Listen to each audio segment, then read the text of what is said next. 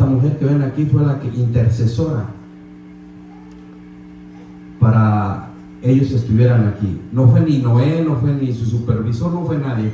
Fue esta mujer la que estuvo tocando puertas por días, semanas, y yo no contestaba el teléfono. Y quiero dar gracias a este ministerio apostólico, La Llave del Reino, por darme este bello privilegio, y estamos orando para que Dios les abra esa puerta maravillosa. Gloria a Dios. De construir su templo para 20,000 personas. Amén. Amén. En ese centro de fe oremos por ellos, para que ellos sean la punta de lanza, siempre digo yo, donde abren caminos.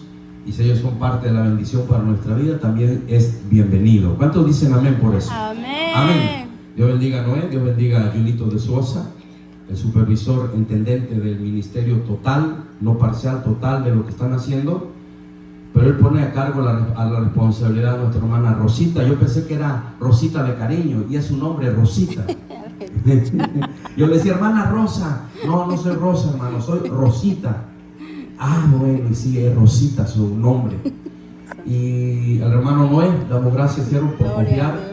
Y de hecho, yo ayer me preguntaba, el hermano nunca me ha oído predicar, no sabe ni qué predico, no sabe ni qué creo, y se atrevió. No, sí, hermano, es que hay que ser serios aquí y amplios.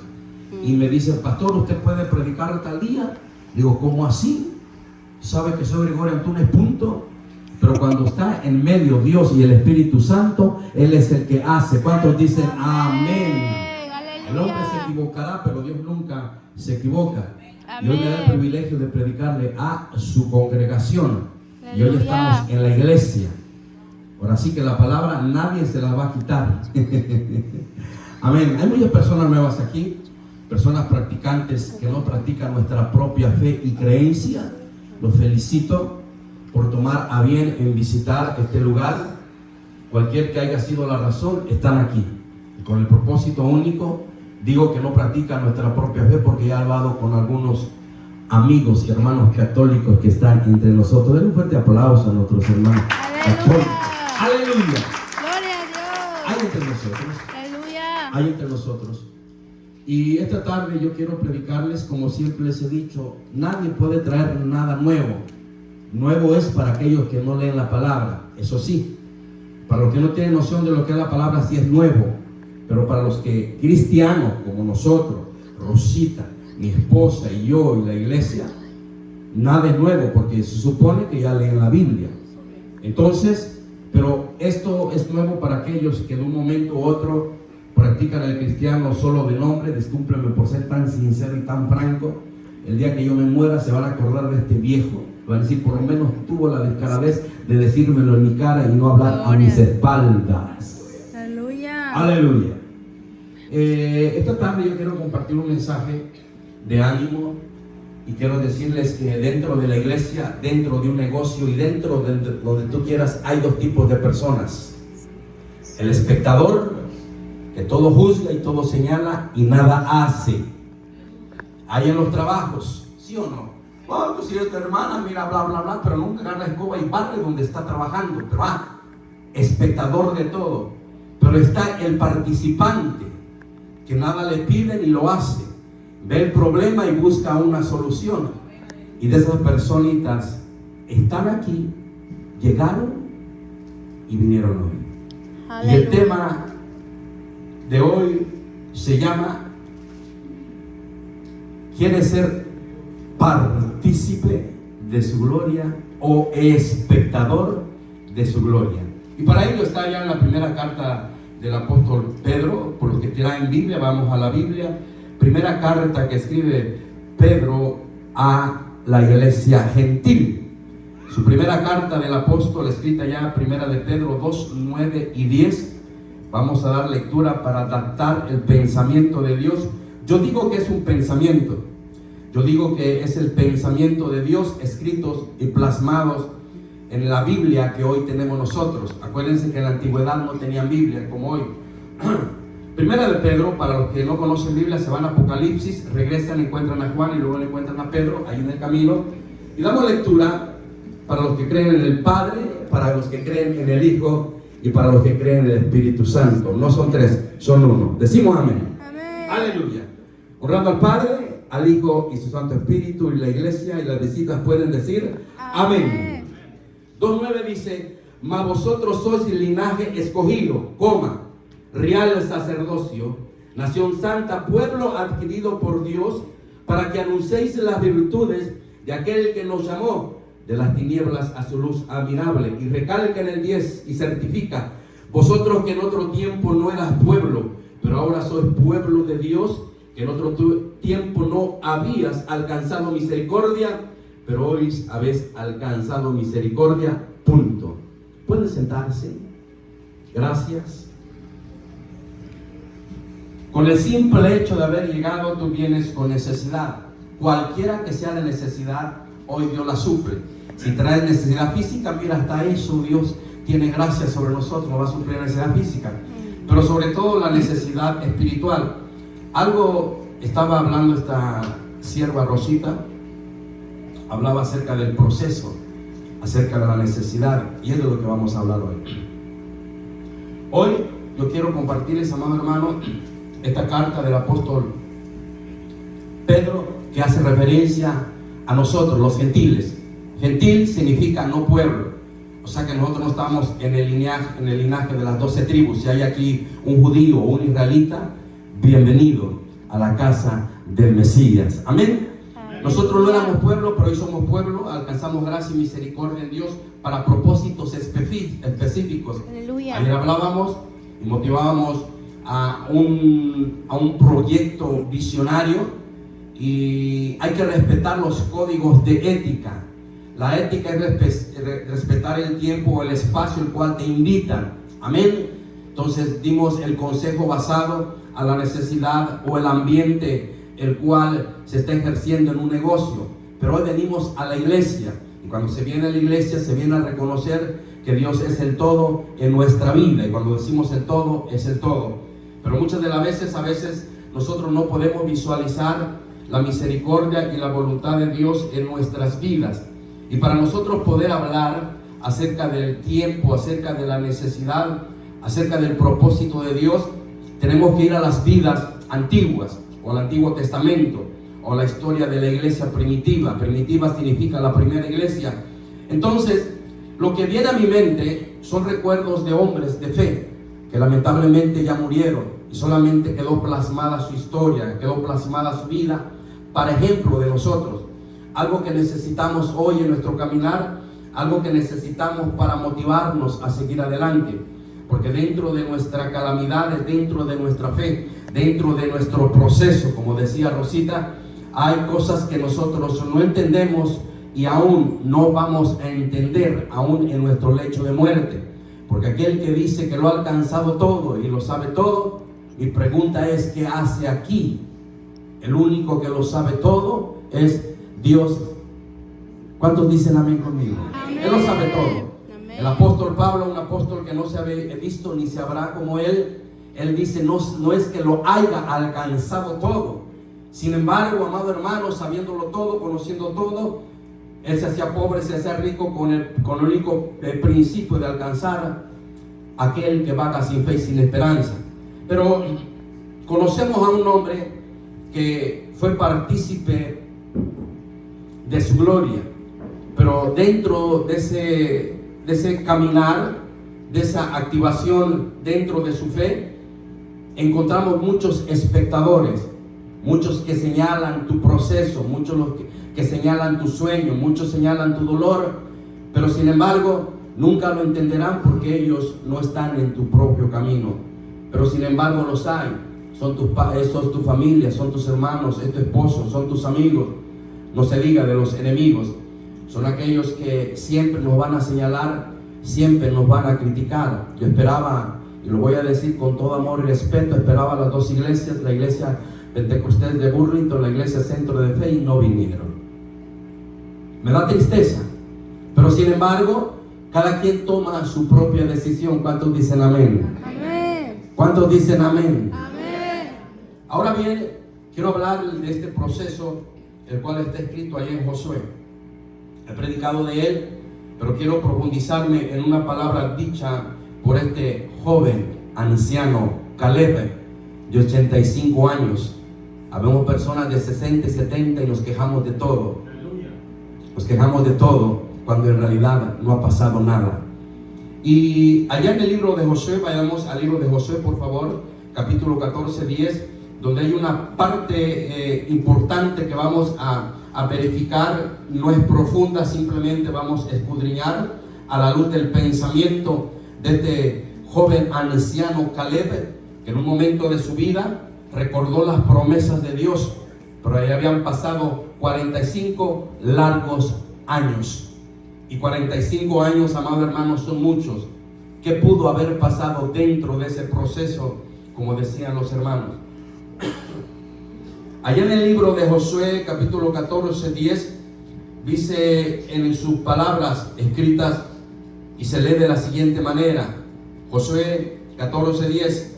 Ahora viene Jehová, me ha hecho vivir, como él dijo, estos 45 años, desde el tiempo que Jehová habló esas palabras a Moisés, cuando Israel andaba por el desierto. Ahora he aquí, soy de edad de 85 años. Todavía estoy tan fuerte como aquel día que Moisés nos envió. ¿Cuál era mi fuerza entonces? Tal es ahora mi fuerza para la guerra, para salir y para entrar. Este hombre está loco. Si tú que estás joven te quejas de todo, ¿o no se quejan ustedes? Se quejan del marido, se quejan de los hijos, se quejan del trabajo, se quejan del sol, se quejan de la nieve, de todo se quejan. Somos tan flojos que olvidamos ya nuestro rancho. Llegamos a la casa y no hay nada de comer. Está la bolsota de arroz, la bolsa de frijoles. De todo nos quejamos. Que Dios nos perdone. Sí, amados hermanos, que Dios nos perdone. Si la bolsa de maseca te hablara, te dijera floja, solamente échame agua, masa y echa tortilla. ¡Aleluya! Amén. Gloria a Dios. Dale un fuerte aplauso al Rey. Aleluya. Eso es para que veas que te quejas de nada. Ahora vamos a ver el proceso. Todavía no pasa nada, tú ya te enterraste, hiciste el testamento y te quejaste de todo. Y mira aquí con vida. Aleluya. Pero este joven anciano habla de algo que necesitamos meditar hoy. Me hizo vivir. Él está diciendo, me hizo vivir en la depresión, me hizo vivir en la desesperación, me hizo vivir en esos 45 años de la muerte de algún familiar, me hizo vivir en la angustia del dolor, de la desesperación, de esperar la gran promesa. Pero no se trataba de él mismo, sino el Dios Todopoderoso que estuvo con él en estos 45 años. Decimos amén. Amén. Él no se estaba quejando, pero se estaba recordando de la depresión, de la muerte de familias y la angustia. Y él dicho, siempre ha estado conmigo, pero hay algo que necesitamos meditar. Él estaba tan fuerte como la primera vez. Y para mí, este es un anciano loco. Porque viendo su vida, viendo la necesidad, él se paró en una promesa que Dios le había dado. La pregunta es, esos 45 años, algo tuvo que suceder, algo tuvo que pasar que no está escrito aquí. Y se abre un libro, el cual todo predicador, basado a esa analogía de la vida de este anciano, nos da el derecho de poder hablar algo que pudo haber pasado. Él tuvo acusaciones, murieron familiares, tuvo desesperación, cayó en depresión, pero sobre todo eso nunca perdió la fe en la promesa que Dios había dado. Y empiezan a recordar viejos años con este José. ¿Te acuerdas? Cuando fuimos a reconocer la tierra, empezaron a hablar de un pasado trayéndolo a un presente, viendo un futuro que Dios les había prometido. Comenzaron a recordar viejas hazañas, viejos recuerdos, pero esos viejos recuerdos lo que trajeron fue fe. ¿Te acuerdas cuando fuimos a reconocer? ¿Te acuerdas cuando llegamos? Los mismos gigantes que vieron los 2 espías, las mismas murallas que vieron ellos, las vimos nosotros, pero ellos se negaron de Dios. Pero sin embargo tú y yo creímos que aquel que va con nosotros derribaría esos gigantes y derribaría esas murallas. Por eso le dice, dame ahora la tierra que prometió Jehová. Pero aquí va a suceder algo.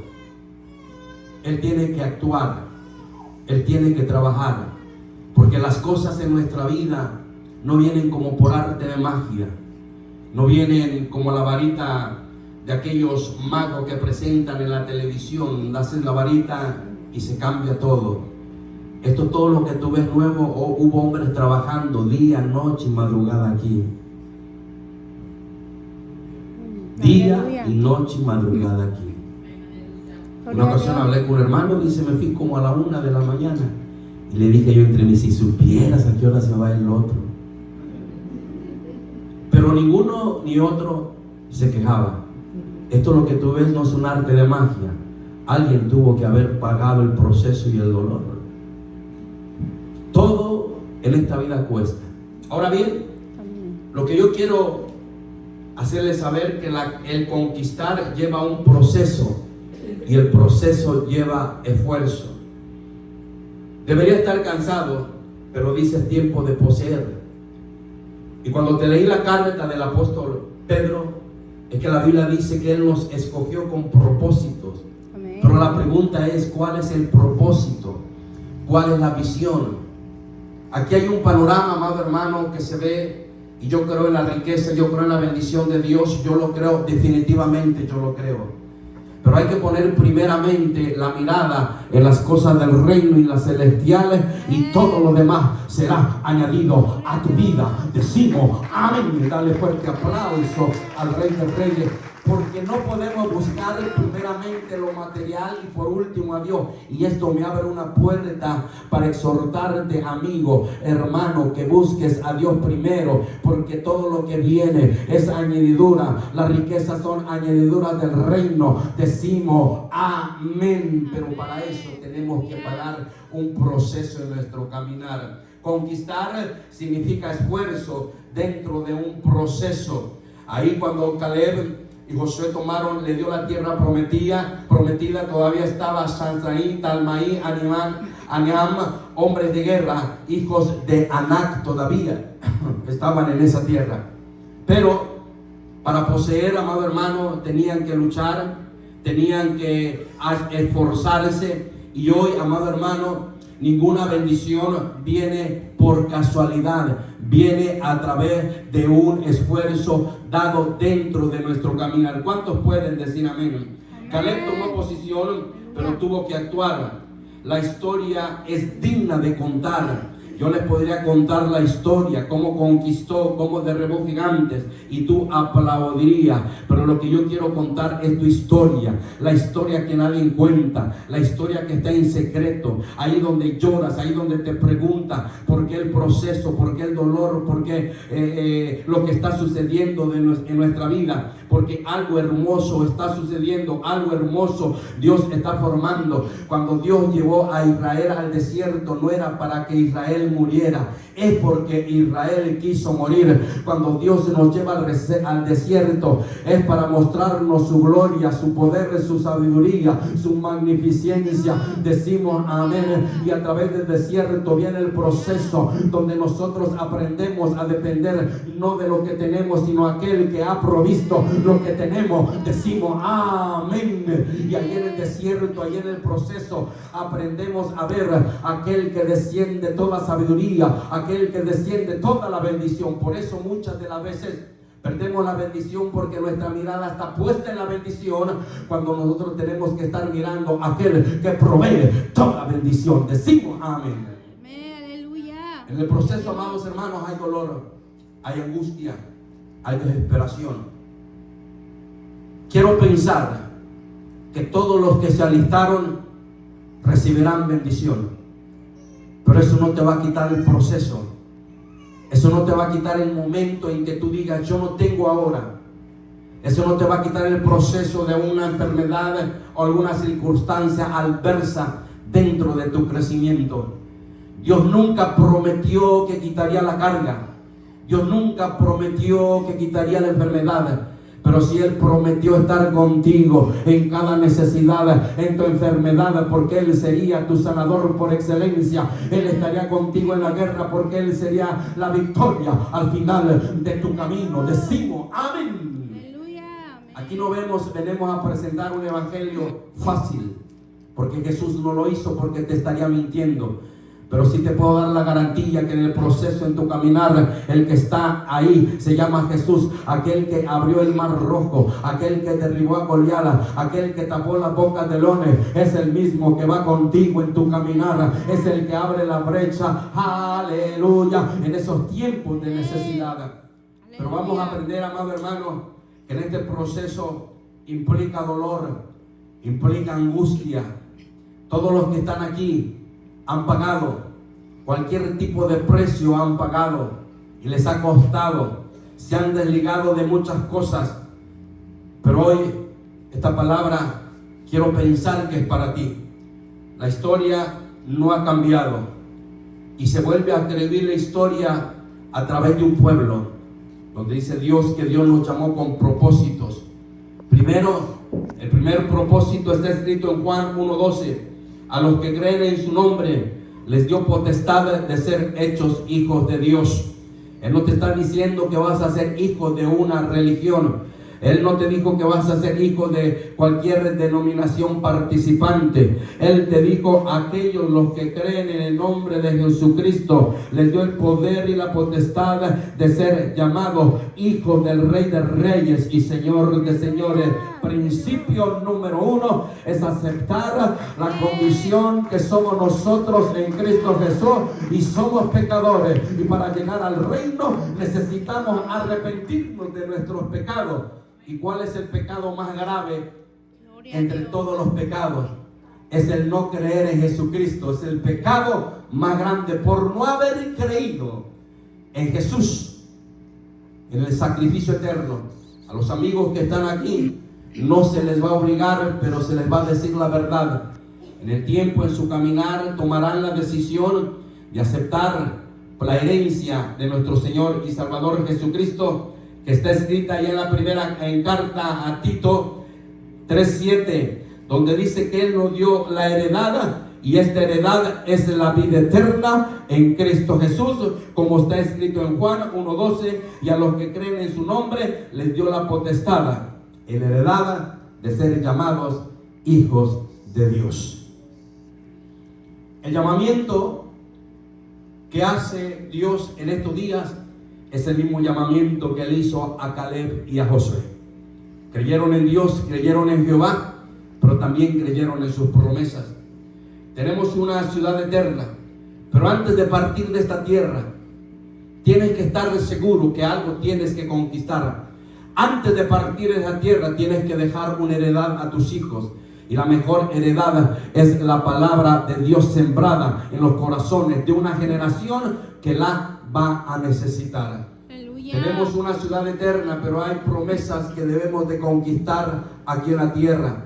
Probablemente no son gigantes literales, probablemente no son murallas, pero la adversidad del problema se convierte en un área, una lucha espiritual que cada momento de nuestra vida, cada uno de nosotros las estamos pasando. Y es el dolor, es la angustia y la lucha con nuestros familiares, con nuestros seres queridos en nuestro caminar. Pero algo va a suceder. Nos convertimos en espectadores de la iglesia, o nos comprometemos a ser participantes dentro del proceso de nuestra vida. ¿Qué tenemos que conquistar aquí en la tierra? Hay muchas cosas que conquistar: nuestras familias, nuestros amigos, terreno espiritual que Satanás ha robado, la cercanía con Dios, el acercamiento a Dios, reconocer que nuestro Dios es nuestro todo, nuestro Dios es suficiente para todo. Pero a veces confiamos más en nuestra inteligencia, en nuestra capacidad, que en las cosas de Dios. Esto me trae un recuerdo de aquel rey muy conocido. Me dijo mi hermano Noé: se me dificulta a mí decirlo, a mí también, varoncito, pero lo practiqué muchas veces, por eso lo puedo decir con facilidad. Nabucodonosor. Aleluya. ¿Se acuerdan de ese rey soberbio y orgulloso? ¿Habrá un soberbio y orgulloso entre nosotros? Sí hay. Vinieron y están aquí. No son todos, sí, amado hermano. Les voy a dar una probadita de su propio chocolate.